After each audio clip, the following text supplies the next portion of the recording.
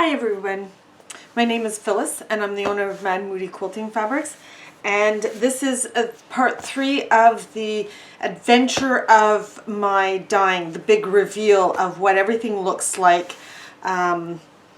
when we are finished drying and rinsing and fixing everything. Now the first thing I want to show you is the silk scarf that I had done.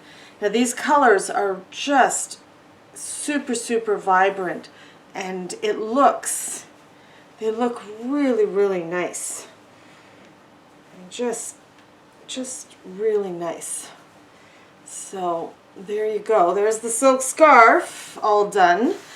And then there was a piece of fabric that was left over. I had done 5 medallions. I had cut off my bolt, which was 118 inches wide, half meter, and I cut them into 20-inch cuts, and I had a leftover piece. This didn't turn out as well as I was hoping. It's quite it looks fine. I used turquoise, yellow, and a red for the dyes, and this is what it looked like. I just had scrunched this up, and I didn't do anything fancy with it. So that looks kind of cool. I wouldn't know what to do with it, but anyways, it looks cool. It's good practice. Now, here are the medallions, and they did turn out they're a lot lighter than they were when they were wet, and with all the saturated dye in it. Now that all the excess dye that didn't fix into the fabric is gone, they are a lot lighter, but they turned out really good. And I used the exact same colors as I did here, as I did on the other piece that I just showed you. So it was yellow, turquoise, and red is what I used, and I got a real amazing vibrant amazing color combinations and mixes. So this is the first one, and I think this looks really amazing. They turned out way better than I was anticipating, so I'm very happy with them. This is about 20 by 20 inches, so it makes a nice big size. So that was one. And they were all folded the same, exactly the same. Like I said, they used the exact same colors. This one has more green in it. The red is more dominant. Less, like you can see the turquoise in the center, and then there's green and yellow on the outer edges with the red.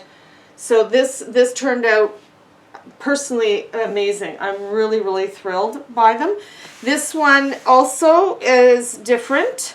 And you see more yellow in here, and they all turned out differently. It's just amazing. So there's that one. And then this one has a lot of green in it.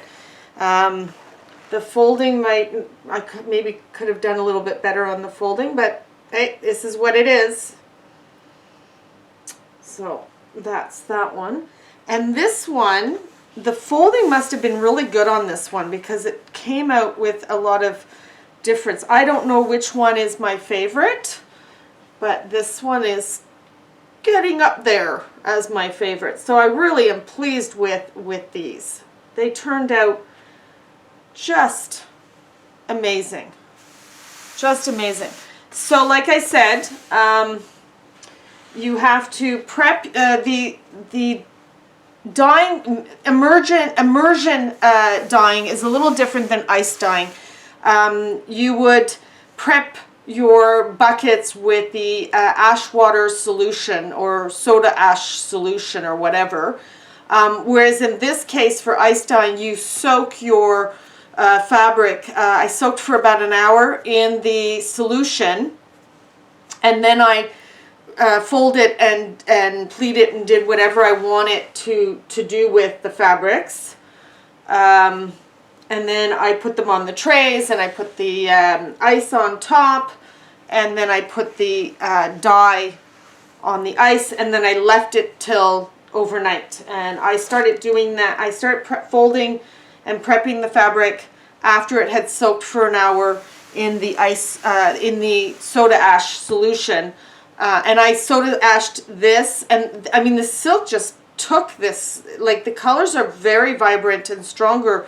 They're not so muted and muddy looking. I find that on the cotton it's just a tad more muddy. So I'm going to have to figure out my colors. Like some of them are more muddy looking than the others. So I think it's just how you place the thing. I might not have used enough ice. I might not have used enough dye. I think, personally, I think I had enough ice because everything was covered. But I don't think I used enough of certain, the dyes, the powders, as much as maybe I should have. So, like I said, if I'm definitely going to try this again and do some more experimenting. But it was a really fun day to prep and do my research yesterday morning, and then I ran off to the Canadian Tire to get some bins and stuff like that to do this, and gloves, and I bought the wrong size gloves. My hands are small, but I guess their small is smaller than, you know, my hands, so I guess I'm sure a medium is going to be too big. So anyways, c'est la vie. I will go and get a size medium, and I always find that after I take the latex gloves off, my hands are extremely itchy, so I think I have a bit of a intolerance to the latex. But you know, you only have them on for a very small period of time. So anyways, I'm really, really happy with the end result of my experiment. I have dyed in the past, but they were, I dyed immersion, like fat quarter sizes directly inside the solution with the dye. I'm going to probably this summer try to do some more of that kind of dyeing also. And I will experiment more with this.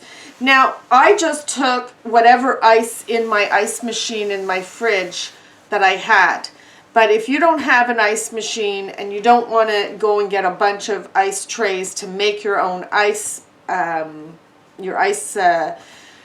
cubes, my suggestion is you just go to a dépanneur or whatever and buy a bag of ice. That's what I would probably do in the summer if I wanted to do ice dyeing, and the reason is because I wouldn't want to use because I literally took every little ice cube that was made in my fridge, because I have an ice maker in my fridge. I took every little cube, and I think next time if I did this, I would just go and buy a bag of ice, and whatever I don't use, it goes, who cares, it's water. You just, I can put it in the freezer and use for another day. But in the summer, I would probably go and buy, like I said, a bag of ice. I take my cooler, put some ice in there. They come in bags. They come in blocks. But you don't want to use blocks. You want to use cubes. So yeah, I might try to do some snow dyeing before we lose all our snow in the backyard, and try it with snow in place of ice cubes, and see what kind of effect that would do. I still have soda ash. I still have some stuff, so I might try doing that before we lose all our snow in the backyard. So hopefully I will do it sooner than later, and we'll see how they come out. So I hope you enjoyed these tutorial videos for showing off what I was working on. And if you want to see more of these kind of things, like this video, subscribe to my channel, and you will see more and more of me doing some quilting and some assembly and some reveals and some another day, another share and stuff. So happy quilting. Take care now all. Bye.